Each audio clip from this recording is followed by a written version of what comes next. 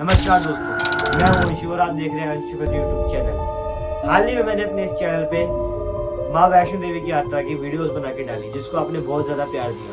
लेकिन इस यात्रा के बीच हमारे साथ आखिरकार क्या हुआ, जो मैं आपको अब घर आके बता रहा हूँ। कौन था वो आदमी जो हमें उस रूम में उस रात दिखा, रात के 3 बजे। आइए जानते हैं, क्या माँ वैष्णो देवी यात्रा या फिर किसी भी धार्मिक यात्रा पे ऐसा होना संभव है।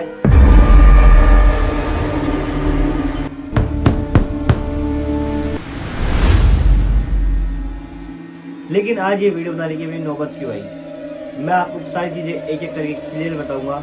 लेकिन आप इस वीडियो को देखने से पहले वीडियो को लाइक करो, चैनल को सब्सक्राइब। और जो हमारे साथ घटना घटी, आखिरकार यह सवाल पैदा करती है कि क्या एक यात्रा में, एक धार्मिक यात्रा में क्या ऐसी कुछ घटना हो सकती है। हाल ही में मैं अभी श्री माता वैष्णो देवी जी गया था, क्योंकि वहां पे बहुत सारी बर्फबारी हुई।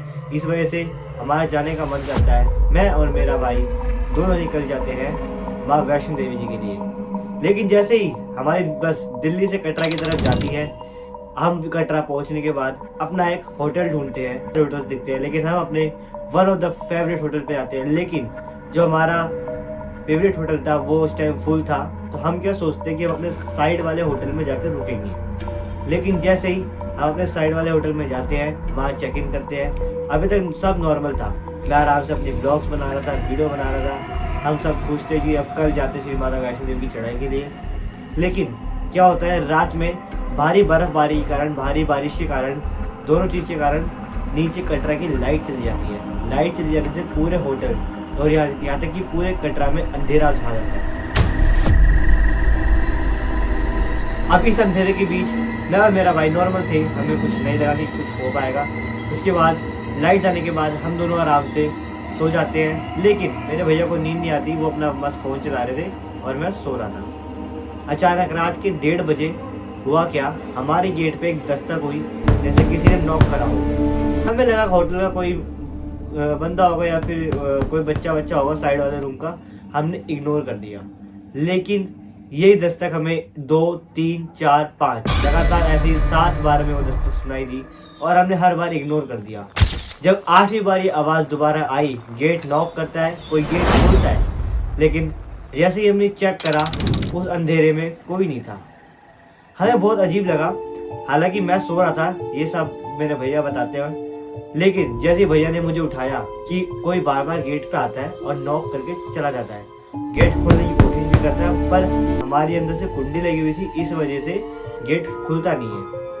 हम रात के अंधेरे में अपनी टॉर्च वगैरह निकाल के, फोन की फ्लैश ऑन करके बाहर जाते हैं होटल के कॉरिडोर पर। होटल का कॉरिडोर पूरा खाली होता है और हमें उस टाइम पता चलता है कि हमारे अलावा फर्स्ट फ्लोर पे और कोई भी नहीं है। अब जो हमें रूम मिला था, उस रूम को हमने जो थोड़ा आजू बाजू से देखा, हमारा रूम सबसे लास्ट रूम था कॉरिडोर का। और हमें लगा शायद कुछ होगा, ऐसी हवा से गेट बज रहा होगा, लेकिन ऐसा कुछ नहीं था। हम वापस रात में जाके सो गए। लेकिन फिर से वही सेम चीज हमें वापस परेशान करने लग गई। हमने बोला ऐसे तो शायद रहना मुश्किल है, तो एक काम करते हैं। हम डर भी गए थे बहुत ज्यादा।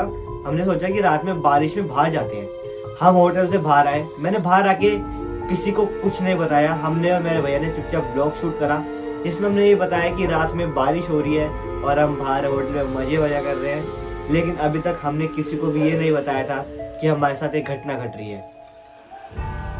उसके बाद वीडियो बनाने के बाद हम दोबारा होटल पे जाते हैं और होटल के रिसेप्शन यानी मैनेजर से बात करते हैं कि तुम्हारे होटल में कुछ ना कुछ बार बार कोई ना कोई गेट नॉक करके जाता है।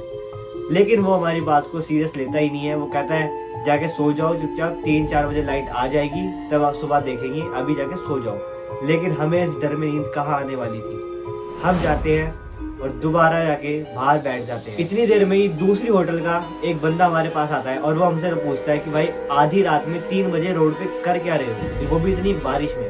तो हम उसको सारी चीज बताते हैं, हमारे साथ रात में हुआ क्या और अभी भी क्या हो रहा है। हमारा सारा सामान उस रूम में था और अभी भी उस रूम में कोई ना कोई तो था। उसके बाद हम उस बंदे को अपने उसी रूम में लेके जाते हैं, क्योंकि वो हमारी बात पे विश्वास ही नहीं कर रहा था। हमने बोला चल तू हमारे साथ चल, हमारे साथ रूम में बैठ और आवाज सुनियो। हम उसको लेके जाते हैं। पहले जैसे हम उसको बिठाते हैं रूम में, दोबारा से गेट लॉक करने के बाद वापस से नॉक होता है। वो भी काफी ज्यादा हमारे साथ डर जाता है। वो कहता है कि बाहर चलते भाग के जल्दी से।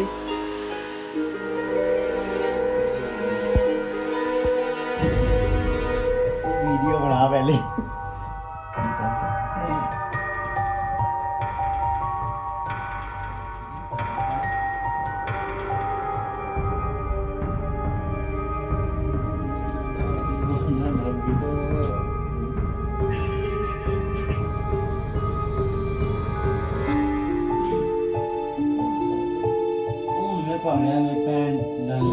दरवाजा खुला रखना, ये लॉक हो, ये जल्दी नहीं खोलिए, पकड़ लगे। अरे उसको कैसे पकड़ लेंगे भाई, जो भी है, अगर गेट खुलेगा तो आएगा तो एक लोग तो फिर वैसे तो खुद ही ऑटोमेटिक गेट खुल जाएगा।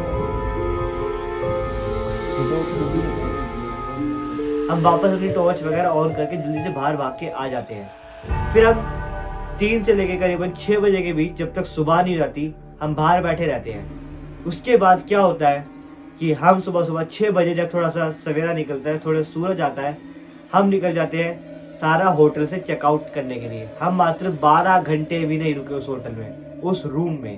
तो उसके बाद क्या होता है, मैं, मेरे भैया और साथ में वो तीसरा लड़का जो दूसरे होटल का मैनेजर था, वो हमारे साथ गया उस होटल, उस रूम के अंदर हमारे साथ सामान लेने सुबह 6 बजे। उसके बाद हम सामान लेके आ रहे थे। अब होता है मेन सबसे खतरनाक चीज। होता क्या है, रूम में अभी भी अंधेरा होता है, बहुत हल्की हल्की बाहर से सूरज की रोशनी आती है, वो भी कॉरिडोर के अंदर। रूम में बिल्कुल अंधेरा होता है। और जैसे हम सामान लेके, अपना सारे सूटकेस वगैरह लेके बाहर आते हैं कॉरिडोर में, हम रूम को खुला छोड़ाते हैं क्योंकि रूम में कोई सामान नहीं था। बस मैं अपनी टॉर्च को पीछे घुमा के ऐसे ही देख लेता हूँ कि कुछ रह तो नहीं गया या फिर लाइक कुछ बच तो नहीं गया सामान। उतनी देर में ही मुझे वहां टॉर्च की परछाई में एक वाइट कलर का एक आदमी खड़ा हुआ दिखा, मुझसे काफी ज्यादा दूर। हालांकि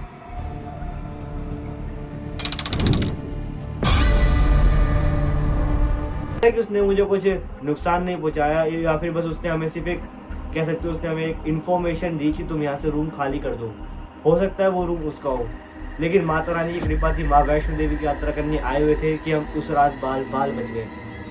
हो सकता है इस लॉकेट की वजह से मैं बच गया हूँ, क्योंकि वो चीज़ मुझसे काफ़ी ज़्यादा दूर खड़ी थी और आज भी मैं उस चीज़ को याद करता हूँ, मेरे रोंगटे खड़े हो जाते हैं।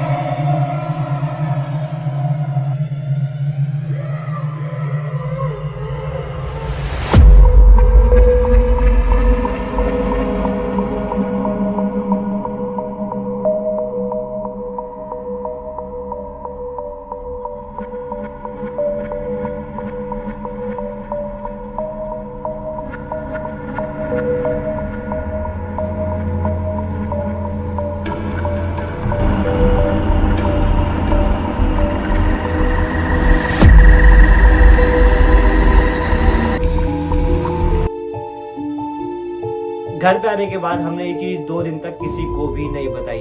ये सेम चीज मेरे भैया को भी दिखी और मेरे को भी दिखी, बट हम दोनों ने एक दूसरे को बता ही नहीं थी, कि हमें लगा कि ये डर जाएगा या फिर हमें लगा कि वो डर जाएगा। घर पे आने के 2 दिन बाद मेरे को आराम से बुखार चढ़ता है। बुखार चढ़ने के बाद मैं सारी चीजें अपने घर वालों को बताता हूँ, भैया को बताता हूँ। वो भी मुझसे कहते हैं कि मुझे भी दिखा था, बट मैंने तुझे नहीं बताया क्योंकि तू शायद डर जाता, इस वजह से। तो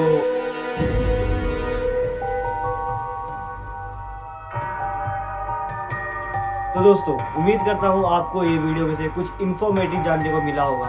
हालांकि कभी भी किसी रूम में जाओ, अच्छे से चेक इन करो, अच्छे से रूम को देखो, कोई आजू बाजू कुछ सामान ना पड़ाओ, अच्छे होटल में जाओ हमेशा, और अपने गले में हमेशा कोई ना कोई ताबीज या फिर कोई लॉकेट हमेशा डाल कर रखें, क्योंकि इन चीज़ों का पता नहीं होता कब कौन सी कहाँ से आ जाए।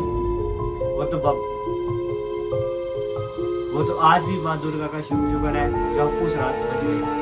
हालांकि अगर आपको वीडियो जो अच्छी लगी तो वीडियो को लाइक कर देना और चैनल पर सब्सक्राइब कर देना। मिलते हैं नेक्स्ट वीडियो में। Thank you for watching, bye.